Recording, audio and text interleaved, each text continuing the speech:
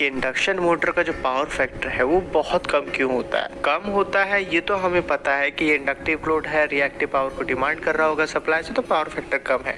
But no load condition की अगर हम बात करें, यानी कि मोटर को, इंडक्शन मोटर को जब आप इससे लोड से कनेक्ट नहीं करते हैं तो उस वक्त जो है 0.2 के आसपास का पावर फैक्टर होता है, जो कि बहुत कम होता है अगर किसी भी अब दूसरे मोटर के साथ कंपेयर करेंगे। तो इसके पीछे की कहानी को हम समझेंगे और साथ ही साथ इस वीडियो को देखने के बाद पावर फैक्टर से रिलेटेड जो कंसेप्ट्स है उसमें बहुत ज़्यादा क्लैरिटी आने वाला है। समझ में आएगा कि एक्चुअली ये पावर फैक्टर का मतलब होता क्या है और इसके अच्छा और ख़राब होने से सिस्टम में क्या क्या बदलाव देखने मिलता है। इन सारी चीज़ों के ऊपर भी हम बात करेंगे। तो अगर आपको ये सारी बातें जानना है तो इस वीडियो को देखते रहिए। आपको कुछ नया तो क्या बहुत कुछ सीखने मिलने वाला है। तो सबसे पहले जो है आपको बेसिक जानकारी दे दे कि पावर फैक्टर का जो रेंज है वो 0 से 1 होता है। 0 सबसे कम मिनिमम और 1 जो है मैक्सिमम। और हम कोशिश करते हैं कि जो पावर फैक्टर है वो 1 के करीब हो, 0.9, 0.85, 0.95 इस तरह का पावर फैक्टर है तो हम ऐसा कहते हैं कि पावर फैक्टर अच्छा है। अब देखिए, पावर फैक्टर अच्छा होना या पावर फैक्टर खराब होना, तो अगर कोई कहता है कि पावर फैक्टर खराब है तो इससे हमें क्या समझ में आना चाहिए। तो इससे हमें ये समझ में आता है कि जो लोड आपने कनेक्ट कर रखा है वो सोर्स से कितना ज्यादा रिएक्टिव पावर का डिमांड कर रहा है, ग्रिड से कितना रिएक्टिव पावर का डिमांड कर रहा है, यूटिलिटी से कितना रिएक्टिव पावर का डिमांड कर रहा है। और जितना ज्यादा रिएक्टिव पावर का डिमांड ये करेगा उतना ही कम जो है आपका पावर फैक्टर आपको देखने मिलेगा। तो अगर आपको पावर फैक्टर अच्छा करना है तो आप ये चाहोगे कि जो लोड है वो ग्रिड से कम रिएक्टिव पावर को जो है डिमांड करे। अब यहाँ पे हम एक डिस्क्लेमर देना चाहेंगे कि भैया लोड को चलने के लिए जितना रिएक्टिव पावर का डिमांड है या एक्टिव पावर का डिमांड है वो आपको देना ही होगा, तभी जो है आपका मोटर या कोई भी लोड जो है ठीक तरीके से काम करेगा। अगर आप चाहोगे कि भैया वो कम रिएक्टिव पावर लेकर के चल जाए तो ऐसा नहीं होने वाला है। तो फिर हम क्या करते हैं, तो यहाँ पे यूज में लिया जाता है पावर फैक्टर करेक्शन मेथड का, जहाँ पे डिफरेंट तरीके हैं हमारे पास जिसे यूज करके जो है पावर फैक्टर को इम्प्रूव की जाती है। मोस्ट कॉमनली जो हम 3 तरीका यूज कर रहे होते हैं।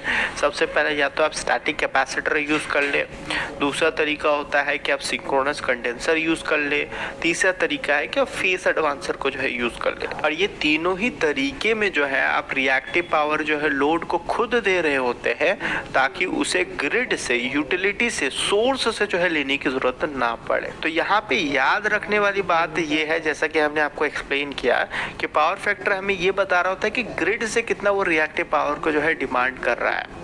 अब उसे जितना चाहिए वो तो लेगा ही, तो आपको खुद से रिएक्टिव पावर डिलीवर करना पड़ेगा ताकि ग्रिड से वो कम ले, और ग्रिड से अगर वो कम लेगा तो आपका पावर फैक्टर जो है इंप्रूव हो जाएगा। अब देखिए, यहाँ तक अगर आपको समझ में आया तो बहुत अच्छी बात है। ये हमने पहले भी आपको एक्सप्लेन कर रखा है और बहुत सारे लोगों ने आपको यूट्यूब में बता रखा है, बट हम एक लेवल और नीचे जाकर के समझने की कोशिश करेंगे क्योंकि ये जो इन्फॉर्मेशन है ना वो कहीं ना कहीं इनकम्प्लीट है। पावर फैक्टर की मदद से सिर्फ रिएक्टिव पावर के बारे में ही नहीं, वो एक्टिव पावर के बारे में भी जो है जानकारी दे रहा होता है कि वो सोर्स से, यूटिलिटी से कितना एक्टिव पावर का भी जो है डिमांड कर रहा है। अब देखिए, किसी भी इंडक्टिव लोड को चलने के लिए एक्टिव पावर, रिएक्टिव पावर दोनों ही चाहिए होता है। और इसी एक्टिव और रिएक्टिव पावर को अगर आप जोड़ देंगे तो उसे हम टोटल पावर कह रहे होते हैं, एपरेंट पावर कह रहे होते हैं। तो ये जो पावर फैक्टर है वो ये बता रहा होता है कि वो जो लोड है जो टोटल पावर ले रहा है उस पर कितना एक्टिव पावर ले रहा है और कितना रिएक्टिव पावर ले रहा है। तो अगर जो आपका लोड है जो उसने टोटल पावर ग्रिड से लिया है उसमें ज्यादातर अगर रिएक्टिव पावर होगा,